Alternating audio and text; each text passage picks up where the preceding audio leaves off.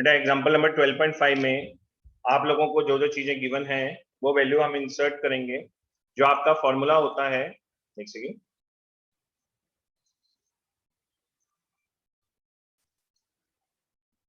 जो आपका फॉर्मूला होता है बेटा वो होता है R इक्वल टू, मैं जो लिख रहा हूँ विजिबल है आप लोगों को?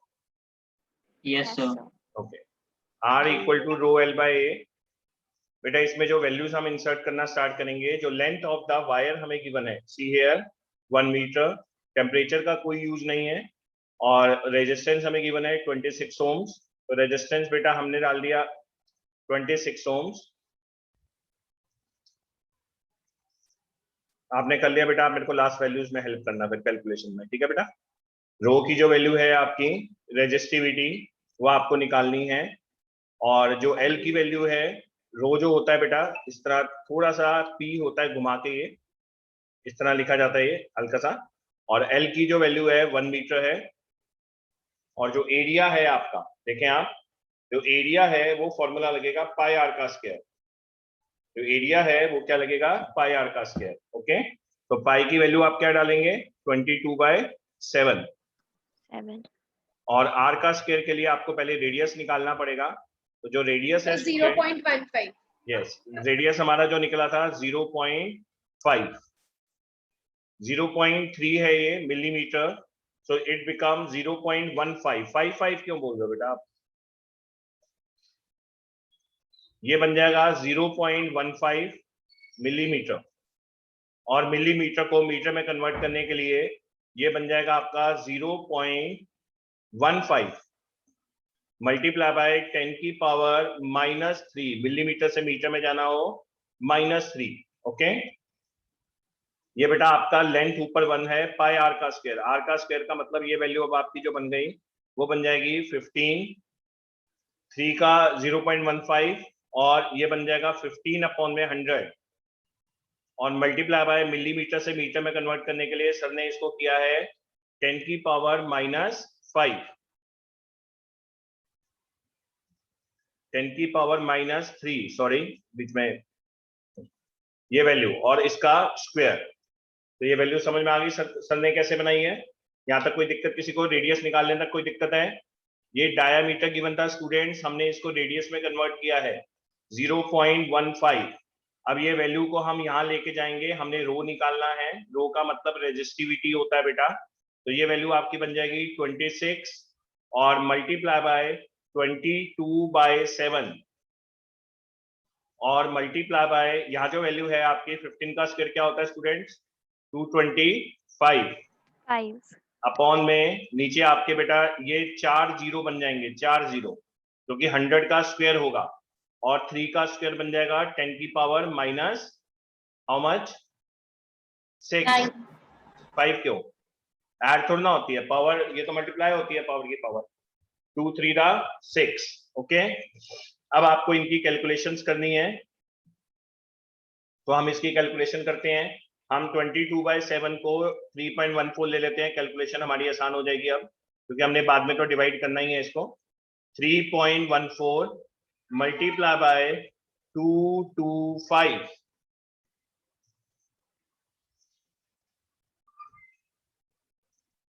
ठीक है, और ये वैल्यू आपकी जो बन गई 10 की पावर -6। ये जो 4 जीरो है बेटा जब ऊपर आएंगे ये भी नेगेटिव हो जाएंगे, तो हम इसको 10 की पावर -10 लिख सकते हैं। ये जो 4 जीरो हैं जो पॉजिटिव हैं, ऊपर आने के बाद क्या हो जाएंगे? नेगेटिव में हो जाएंगे, ठीक है। अब ये वैल्यू कितनी आ रही है बेटा आपकी फाइनल, जिसने आंसर निकाला था? सर सॉरी सर, मैंने लास्ट क्वेश्चन की कुछ वैल्यू डाल दी इसलिए मेरा आंसर गलत हो गया। ओके ओके, चलो अच्छा हुआ अब आपने देख लिया इसकी कैलकुलेशन। तो हम इसको कैलकुलेशन को कर लेते हैं। 26 मल्टीप्लाई बाय 3.14 कितनी वैल्यू बन रही है ये करके बताना जरा। 81.64 बनेगी मेरे ख्याल से। हाँ, 81.64 मैंने इन दोनों को मल्टीप्लाई किया स्टूडेंट्स अभी सिर्फ, ठीक है, और मल्टीप्लाई बाय 225। और किसी के पास एनसीईआरटी बुक ओपन है अभी? यस सर है। Yes sir. एक बार मेरे को फाइनल आंसर आप बता देना, एक बार फाइनल आंसर आप मुझे हेल्प कर देना इसकी, ठीक है, सही आ रहा है कि नहीं आ रहा उससे हमें पता लग जाएगा। अब हमें इसको मल्टीप्लाई करना है 81 मल्टीप्लाई बाय 225, 81.65 मल्टीप्लाई बाय 225, ये आ रहा है 18369, 18369 मल्टीप्लाई बाय 10 की पावर -10, ठीक है। अब अगर इसको डेसिमल्स में, ये डेसिमल अभी यहाँ पे है, ये डेसिमल आपका यहाँ पे माना जाता है, तो 1 2 3 4, तो ये 4 डेसिमल इधर आ जाएगा, तो मल्टीप्लाई बाय 10 की पावर 4 हो जाएगा, तो 1.836 है, 9 है, राउंड ऑफ करके हमने इसको 7 कर दिया, तो ये बन जाएगा 10 की पावर -10 और मल्टीप्लाई बाय 10 की पावर 4, तो ये फाइनल आंसर आपका पीछे कितना दिया, एक बार बुक में चेक करना बेटा। Sir, 1.8 माइनस कितना है, 6. -6 ठीक है, मतलब यही आ रहा है ना आप लोगों का, ठीक है बेटा, क्लियर है सबको, न्यूमेरिकल करना आ गया। बस इस चीज का ख्याल रखना, यहाँ गड़बड़ होती है, रेडियस को मिलीमीटर से मीटर में सर ने कैसे कन्वर्ट किया, देखो मिलीमीटर से मीटर में जाने के लिए डिवाइड बाय 1000, मतलब मल्टीप्लाई बाय 10 की पावर -3, ठीक है, और 0.3 पलक इज नॉट 0.55, इट्स 0.15। सबको समझ में आ गया न्यूमेरिकल? आगे मूव करूं बेटा? ओके, नेक्स्ट देखें 12.6, एग्जांपल नंबर 12.6, और मोस्ट इंपॉर्टेंट एग्जांपल मार्क कर ले बेटा, ऐसे क्वेश्चन टीचर्स के फेवरेट है, मोस्ट इंपॉर्टेंट क्वेश्चन मार्क कर लें। A wire of given material having length L and area of cross section A has resistance 4 ohm। तो बेटा जो फॉर्मूला होता है R equal to rho L by A, ये फॉर्मूला होता है अकॉर्डिंग टू ओम्स लॉ, हमारा ये बना था रेजिस्टेंस वाला। अब हमें क्या क्या गिवन है हम देखते हैं, रेजिस्टेंस हमें 4 ओम गिवन है। नेक्स्ट केस में दिया हुआ है what should be the resistance of another wire of the same material having the length L by 2। तो जो न्यू लेंथ आप लोगों को गिवन है,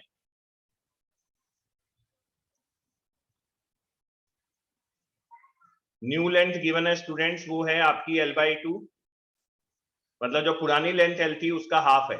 and the area of cross section जो आप लोगों को गिवन है वो गिवन है इसमें 2a। तो बेटा जो न्यू रेजिस्टेंस बन जाएगा सर उसको R डैश मार्क कर लेंगे, और इसी तरीके से मार्क करवाते हैं सर क्लास में भी। R डैश का फॉर्मूला बनेगा बेटा रो लेंथ कितना लगाओगे आप बताओ, L by 2, नया लेंथ आपका L by 2 है, एरिया कितना लगाओगे स्टूडेंट्स 2a का स्क्वायर क्यों लगेगा बेटा, पाई r का स्क्वायर होता है, a का तो ना स्क्वायर होता है, तो ये बन जाएगा आपका रो L, और ये जो 2 है ये वाला 2 आपका डिवाइड में चला जाएगा, ये 2 2 का 4, तो ये बन जाएगा 4a। तो अगर आप इक्वेशन नंबर 1 को देखो बच्चे, तो जो नया वाला R डैश है वो किसके इक्वल है, 1/4 टाइम्स 1/4R 4R, 1/4R के इक्वल है, ठीक है। लेकिन R की वैल्यू हमें कितनी गिवन है, ऊपर देखें 4 ohms। 4 ओम। स्टूडेंट इसको पूरा सॉल्व करने के लिए परेशान होते रहते हैं, इन क्वेश्चंस को ऐसे ही करना है आपको, ठीक है। तो R डैश की वैल्यू आपकी कितनी बन गई, 1/4 इंटू R की वैल्यू 4, आंसर इज 1 ओम। बिल्कुल आपका मैं इस तरह न्यूमेरिकल में पहले से प्रिपरेशन करके रखता हूं ताकि आप लोगों को अच्छे तरीके से लाइक अ बोर्ड समझ में आए, और आपको न्यूमेरिकल समझ में आ भी रहा होगा, तो प्लीज इनको डेली प्रैक्टिस कीजिए, और जो मेथड मैं आप लोगों को बता रहा हूं उन्हीं मेथड्स को फॉलो कीजिए, आपके लिए बहुत इजी पड़ेगा ये, प्लीज रिक्वेस्ट है मेरी, ठीक है। कोई डाउट है इस न्यूमेरिकल में अभी भी किसी को, कोई डाउट है? नहीं, नो सर। नेक्स्ट चलते हैं बच्चों, example number 12.7, an electric lamp whose resistance is, एक इलेक्ट्रिक लैंप है जिसका रेजिस्टेंस हमें गिवन है 20 ओम्स, जिसका रेजिस्टेंस हमें कितना गिवन है 20 ohms, and a conductor of 4 ohms. तो आप अगर ध्यान दे, न्यूमेरिकल आपको दिखाई दे रहा होगा फिगर, एक तो आपका 4 ओम है ये वाला, इसको सर R1 मार्क कर देते हैं, और एक आप लोगों का और गिवन है an electric lamp whose resistance is 20 ohm and conductor 4 ohm. तो इसकी जो वैल्यू गिवन है बेटा आप लोगों को 20 ओम गिवन है। बल्ब बनाना जरूरी नहीं है, आप चाहे तो रेजिस्टेंस की तरह ही बना सकते थे। और इसकी वैल्यू सर R2 मार्क कर देते are connected to a 6 volt battery. See here 6 volt battery. इसके बाद आप देखें आगे हमें दिया हुआ है calculate the total resistance of the circuit. तो किस तरह लगे हैं ये दोनों रेजिस्टेंस स्टूडेंट्स? सीरीज में सीरीज। तो ए पार्ट का जो आंसर आपका बनेगा, टोटल रेजिस्टेंस जो बनेगा इस केस में वो बनेगा आपका 24 R1 ohms. R2 plus R2 yes 4 ohm plus 20 ohm equal to 24 ohm. 24 ठीक है। Next part B part. B part में बेटा आप लोगों को गिवन है the current through the circuit. अब हमें आई निकालना है। तो आई का फॉर्मूला क्या होता है? I equal to V by R. Voltage कितना गिवन है? 6 वोल्ट। 6 रेजिस्टेंस कितना है टोटल? 24 6 के टेबल में 24, 4 पे 1/4 0.25 एम्पियर बोलते हैं शॉर्ट में। C part potential difference across the electric lamp and the conductor. हमें इन दोनों का पोटेंशियल डिफरेंस निकालना है। अब हमने क्या सीखा था? जो करंट होता है इसमें और इसमें सेम रहेगा सीरीज में। Yes sir. सीरीज में जो करंट है वो सेम रहेगा। तो हमें निकालना है इसके अक्रॉस वोल्टेज जिसको हम V1 मार्क कर देते हैं स्टूडेंट, और इसके अक्रॉस वोल्टेज जिसको हम V2 मार्क कर देते हैं। तो सबसे पहले हम निकालते हैं V1 इक्वल टू क्या फॉर्मूला होगा? I और R1। I की वैल्यू सर ले रहे हैं फ्रैक्शन में, सॉल्व करने में आसानी होती है। 0.25 में थोड़ी कैलकुलेशन दिक्कत होती है। तो ये बन जाएगा 4। रेजिस्टेंस 1 है 4, तो 4 से 4 कैंसिल, आंसर आ गया 1 वोल्ट। अब नेक्स्ट पार्ट देखते हैं। V2 निकालना है हमें। V2 में फॉर्मूला लगेगा I/R2।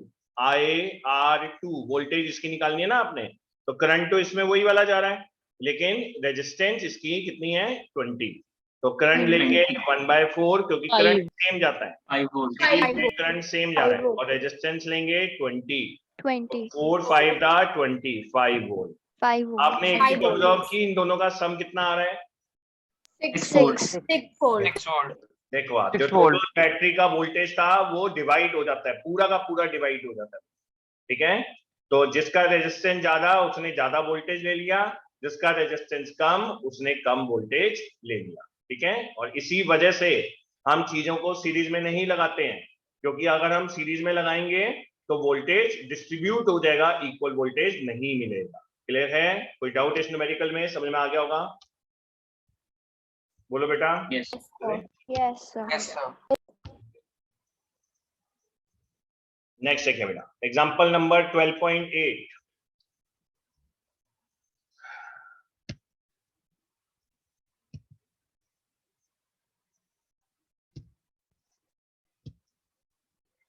हमें इसमें गिवन है इन द सर्किट डायग्राम, ये जो फिगर गिवन है, the resistance R1 R2 R3 किस तरह लगे हैं स्टूडेंट? ये तीनों रेजिस्टेंस Parallel.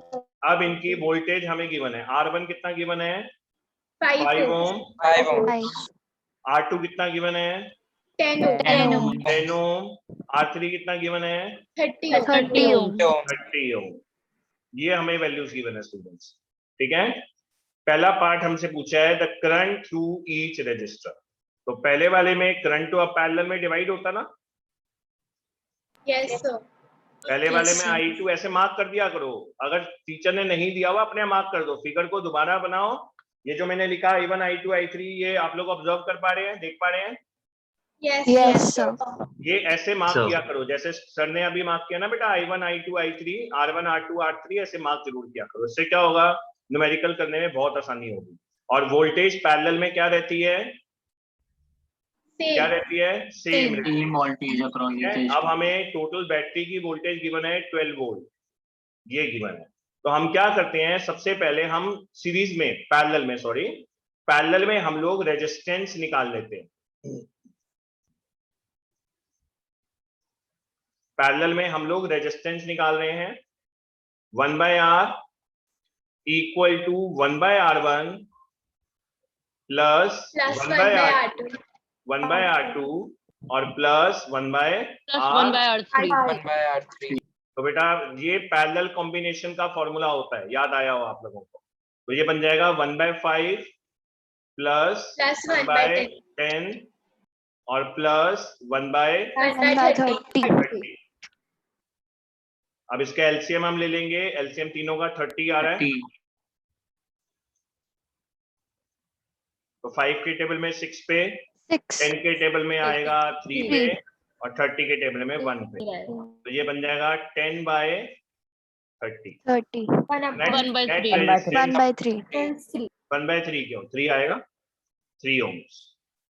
नेट रेजिस्टेंस आ गया 3 ohms। ठीक है, समझ में आ गया यहाँ तक। तो पहला रेजिस्टेंस निकालना बहुत जरूरी था। टोटल वोल्टेज गिवन है, अब हम टोटल करंट निकालेंगे। तो टोटल करंट आएगा I equal to V/R,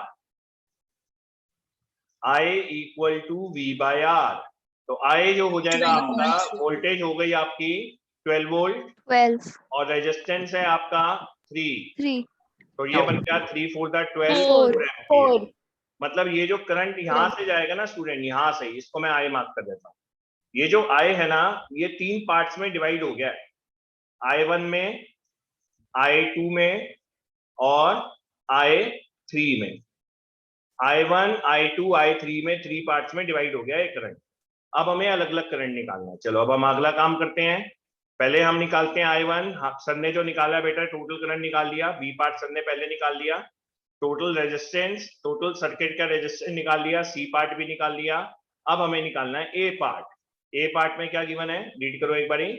the current through each resistor तो I1 का फॉर्मूला क्या बनेगा बेटा, V/R1। वोल्टेज सेम ही रहेगी क्योंकि पैरेलल है ना ये। 12 volts तो R1 कितना है, 5 volts 5 5 ohms R1 की वैल्यू है आपकी 5 ओम। तो इसको सॉल्व कर लेना, ये डेसिमल में आपका आंसर आएगा 2.4 ampere 2.4 एम्पियर्स। नेक्स्ट हम निकालेंगे I2। I2 की वैल्यू V/R। R2 वोल्टेज कितना है, 12 volts 12 वोल्ट। R2 की वैल्यू कितनी है, 10 ohms 10। तो आंसर बन जाएगा 1.2 ampere 1.2 एम्प्स। 1.2 एम्प्स। I3 की वैल्यू V/R3। ये सबको समझ में आ रहा है ना सर, वोल्टेज क्यों सेम ले रहे हैं, क्योंकि पैरेलल में वोल्टेज क्या रहती है, सेम रहती same है। across these resistors तो 12/R3 कितना है, 30 30। तो ये वैल्यू आपकी बननी चाहिए, कितनी बनेगी, 3 4 0.4 ampere नमेश मत करो बेटा, नमेश। हाँ ये बन जाएगी आपकी, कोई बात नहीं बच्चे, 0.4। ये वैल्यू आपकी बन जाएगी 0.4। ठीक है, अब आप इन तीनों को ऐड करके देखो बच्चे, 4 ampere 4 एम्पियर।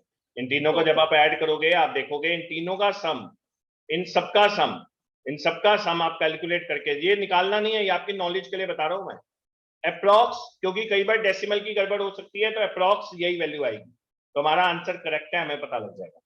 सबको इजीली न्यूमेरिकल समझ में आ गया।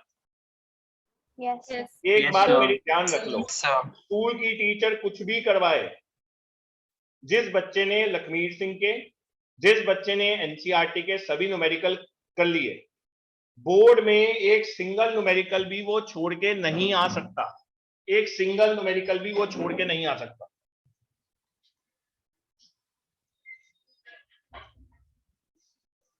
तो इनको आप बहुत अच्छे तरीके से प्रैक्टिस करें बेटा, सच्ची में बता रहा हूं मैं। कोई भी आप बोर्ड का पेपर 2011 से आज तक का निकाल के देख ले, एक सिंगल न्यूमेरिकल नहीं आएगा। टीचर जो भी देती है ठीक है, लेकिन ये न्यूमेरिकल करने पे 100% आप सभी न्यूमेरिकल सॉल्व कर सकते हैं। नेक्स्ट देखिए बच्चे, 12.8 के बाद 12. हाँ ये है बेटा, क्वेश्चन है हमारे पेज नंबर 213। पेज नंबर 213 आप बुक्स खोल लीजिए एक बार, आपको पता लग जाएगा। मैंने कुछ क्वेश्चन जो न्यूमेरिकल फॉर्म में थे ना, उनको भी मैं इसी तरीके से ले आया हूं ताकि आप लोग इनको सॉल्व कर पाए। Page number 213। अब हमें इसमें डायग्राम बनाना है, तो रीड कीजिए क्वेश्चन को। इसमें दिया हुआ है, draw systematic diagram of a circuit consisting of a battery of cells, जिसमें कितने सेल्स हो बैटरी में, कितने सेल्स हो, 2 वोल्ट के 3 सेल्स हो, मतलब टोटल वोल्टेज कितनी बन गई बैटरी की, 6 टोटल जो बन गई 6 बन गई।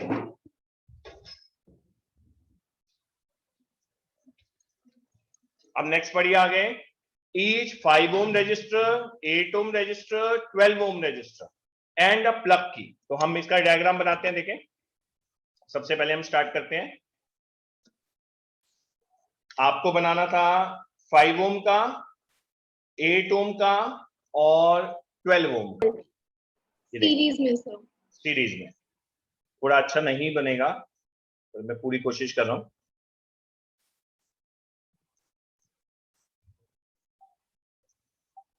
और सेल लगाना था आपको, कितना लगाना था, 2 वोल्ट के 4 सेल्स ऑफ 2 वोल्ट।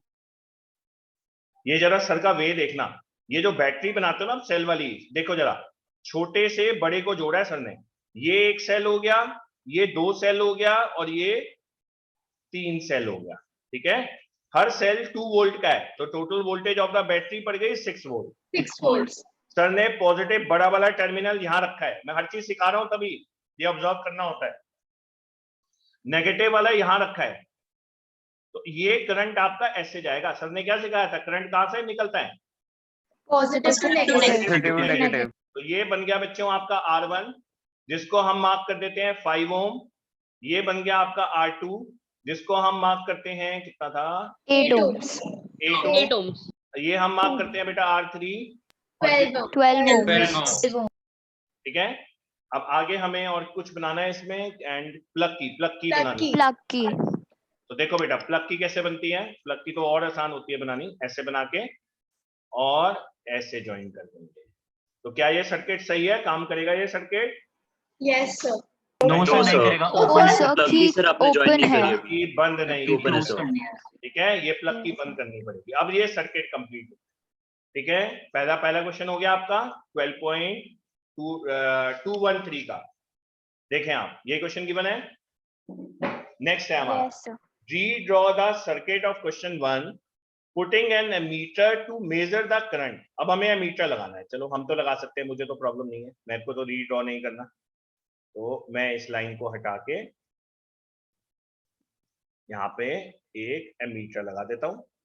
ये सर ने लगा दिया एमीटर, और ये यहां मैं दूंगा नेगेटिव साइन और यहां मैं दूंगा पॉजिटिव साइन। करंट हमेशा पॉजिटिव से निकलता है। और भी कुछ इसने बोला होगा, पढ़ते हैं। और हमें लगाना है वोल्ट मीटर। सेकंड हमें बोला गया है क्या लगाने के लिए, voltmeter to measure the potential difference across 12 ohm. सिर्फ 12 ओम के अक्रॉस निकालना है वोल्ट मीटर, तो यहां लगाना है वोल्ट मीटर, ये लगाना है वोल्ट मीटर ऐसे। ये सारे सॉल्यूशंस मैंने भेजे हुए हैं आप लोगों को, तो फिर भी आप वीडियोस की हेल्प लें, कई बार अप डाउन जो भी होगा आपको समझ में आ जाएगा। यहां अब आप लगाएंगे नेगेटिव और यहां अब आप लगाएंगे पॉजिटिव, ओके। ये क्लियर है सबको, डायग्राम समझ में आ गया? पहले बताओ।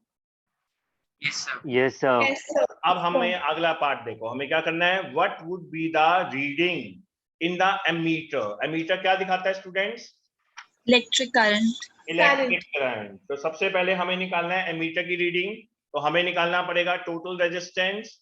टोटल रेजिस्टेंस, तीनों रेजिस्टेंस सीरीज में है ना, R1 Yes, sir. R2 25 sir. R3। 25 ये आंसर आ जाएगा 25। इन तीनों को हम ऐड ohms कर देंगे, ये 5 + 8 + 12 25 ओम। अब हमें निकालना है मीटर की reading, I = V/R। V/R, V आप लोगों का गिवन है 6 volts और आंसर गिवन है 25। तो 6/25 आपका पड़ेगा 0.24 एम्प्स, ठीक है। ये वैल्यू आ गई आपकी। अब आगे चलते हैं, और क्या निकालना है, देखो वोल्ट मीटर की रीडिंग वोल्ट मीटर रीडिंग। लेकिन वोल्ट मीटर की रीडिंग V = IR3। क्यों सर ने सिर्फ R3 लिया, बिकॉज़ 12 के R3 के क्रॉस लगा है, क्योंकि वोल्ट मीटर सिर्फ रेजिस्टेंस R3 के क्रॉस लगा है। तो वोल्ट मीटर में सिर्फ जो वोल्टेज आएगी वो R3 की आएगी, और जो करंट है ना स्टूडेंट, ये जो आपने I निकाला है, ये तीनों में सेम रहेगा।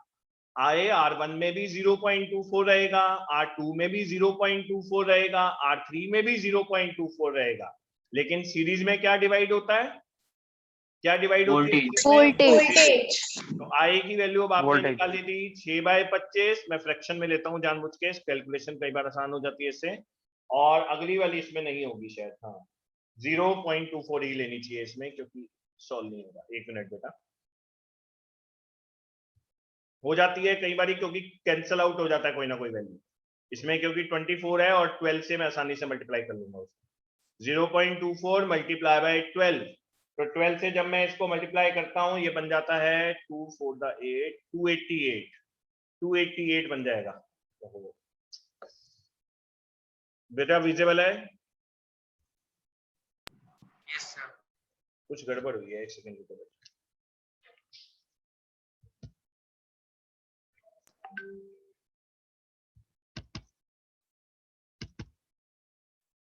बेटा वो जो लास्ट आंसर आपका वो जो मल्टीप्लाई करके बन जाएगा वो बन जाएगा 2.88। ओके, समझ में आ गया सबको न्यूमेरिकल? Yes, मेरी वॉइस क्लियर है? sir. लास्ट जो बेटा Yes, आपका sir. बनना था ना वो कुछ प्रॉब्लम हो गई थी स्क्रीन में, तो लास्ट जो आपकी वैल्यू जो बननी थी वो हमने जो निकाली थी I = V/R, सॉरी हाँ I = V/R, जिससे हमारा 0.24 निकला था, और उसके बाद हमें निकालना था उसमें V across the third resistance, जो हमने वैल्यू मल्टीप्लाई की थी IR3, तो I की वैल्यू आपने ली थी 0.24 मल्टीप्लाई बाय कितना लिया था? 12। ये मैंने वैल्यू आपको लोगों को बताई थी 2.88 वोल्ट, 2.88 वोल्ट। ओके, क्लियर है? कोई डाउट? नहीं। नेक्स्ट चलते हैं बेटा हम। नेक्स्ट देखिए बेटा, एग्जांपल नंबर 12.9, ध्यान से पहले ऑब्जर्व कीजिए।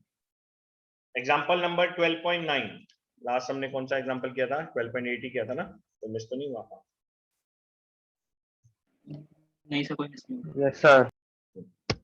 एग्जांपल नंबर 12.9, इसमें गिवन है बेटा, in the figure R1 given है। R1 की वैल्यू कितनी है? 10 ohms. 10 volts. 10 ओम। सर इसको थोड़ा सा बड़ा कर देते हैं। हाँ, ये फिगर है। R1 की वैल्यू है बेटा आप लोगों की 10 ओम्स, 10 ohms. और R2 की वैल्यू है आपकी 40 ओम्स, 40 ohms. और R3 की वैल्यू है आपकी 30 30 ओम्स, ohms. 30 ohms. और ये क्या लिखा हुआ है? 20 R4. 20 ohms. R4 20 ohms. ये R4 लिखा हुआ है, तो इसकी वैल्यू है 20 आपकी ohms. 20 ओम्स। 20 ohms. ये R5 लिखा होगा, ये 60 आपकी Yes, वैल्यू है 60 ohms. 60 ओम्स। अब देखो, ऐसा एक न्यूमेरिकल मैंने अपने एक्स्ट्रा क्वेश्चंस में भी कराया था। सबसे पहले आपको टोटल रेजिस्टेंस निकालना है। ये दोनों किस में है? पैरेलल में है, तो इसको सर ऐसे लिखेंगे। सभी जरा ध्यान से देखना सर का वे। R12 इसलिए मार्क किया क्योंकि ये 1 है, ये 2 है। ये वाली रेजिस्टेंस आपकी बुक में 1 है और ये वाली रेजिस्टेंस आपकी 2 है, तो फॉर्मूला बनेगा 1/10 प्लस 1/40, 1/40. और एलसीएम आपका 40 आ जाएगा। 40. 10 के टेबल में 4 पे आता है, 4 plus 1. 1/8. तो ये बन जाएगा 5/40। तो ये वैल्यू आपकी आ गई, 1/8. यस 1/8। R12 जो रेसिप्रोकल हो क्या आ जाएगा? 8 ओम। 8 8 ohms. 8 ohms. ठीक है, अब हम इसी तरीके से निकालेंगे 1/R3 4 5 3 4 5। मैं नेमिंग ऐसे दे रहा हूं ताकि टीचर को भी समझ में आए कि आपने किया क्या है। ठीक है, तो 1/R3 की वैल्यू कितनी है? 30 ohms. 30 और प्लस 1/R 1/20 ohms. नेक्स्ट वाली देखते हैं। नेक्स्ट वाली वैल्यू कितनी है? 1/60 ohms. 60. अब हम इनका एलसीएम ले लेंगे स्टूडेंट्स, इन सबका एलसीएम 60 आ जाएगा। 60. तो 30 के टेबल में 2 पे, 10 ohms. 20 के टेबल 3. में 3 पे, 60 के टेबल में 1 पे। 1. 6 by 60 6. 10 ohm. 10 ohm. R 3 4 5 answer आ गया 10 ओम। सबको 10 समझ में आ रहा होगा 10 मेरे ख्याल ohms. से अच्छे से कि क्या Yes, क्या हो रहा है ये। Yes, तो पहले sir. हमने इन Yes, दोनों sir. का Yes. पैरेलल कॉम्बिनेशन निकाला, फिर इन दोनों का पैरेलल कॉम्बिनेशन निकाला। अब ये वाला और ये वाला आपस में कैसे लगे हुए हैं? How they series. Are connected? Series. Series. ये दोनों आपस में सीरीज में हो गए। अब ये अब अगर इसका कोई बोले ना कि आप छोटा शॉर्टकट सर्किट बनाओ, तो इसका जो शॉर्टकट सर्किट बनेगा वो कुछ ऐसा बनेगा। देखो ऐसा, ये दोनों सीरीज में है। ये जो वैल्यू थी आपकी, पहले वाला था R12 8 ohms. 8 और ohms. ये था आपका R3 3, 4, 5. 5। पहले वाली वैल्यू आपकी 8 आई है, अगले 8 वाली ohms. वैल्यू आपकी 10 आई है। 10 ohms. ऐसे निकला है आपका ये शॉर्ट बन गया ये सर्किट। अब ठीक है, अब हमें निकालना है टोटल रेजिस्टेंस। एक सेकेंड, 18 ohms. 18 ohms.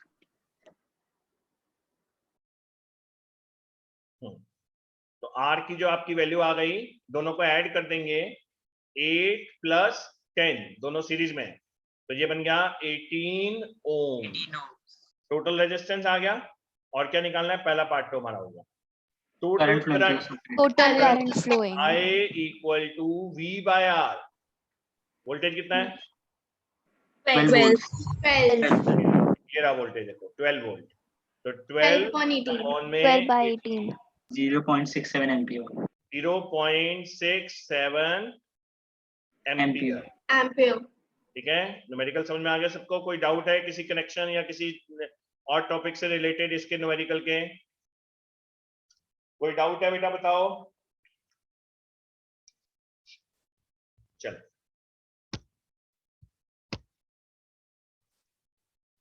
हाँ जी बेटा, नेक्स्ट है पेज नंबर 216। निकाल लीजिए पेज नंबर 216। इसके देखना जरा 1 2 3 क्वेश्चन क्या थे जो इसमें मैंने नहीं डाले। बुक है ना आप लोगों के पास? Yes, sir. Yes, बताओ sir. यार एक बार जरा, मेरे को ऑनलाइन निकालनी पड़ेगी।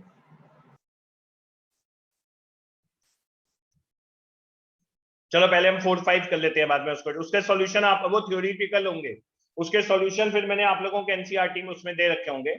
आप 4 5 कर लो बेटा, आप 4 5 कर लो, जल्दी हो जाएगा।